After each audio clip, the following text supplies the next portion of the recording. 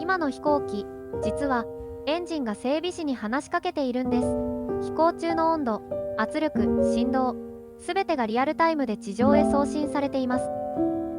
GE やロールスロイスの AI は数百万時間のデータを学習。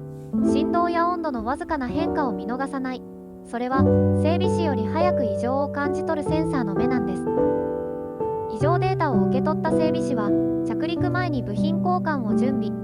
AI が空を見張り、整備士が地上で備える。見えない整備が今の空を支えているんです。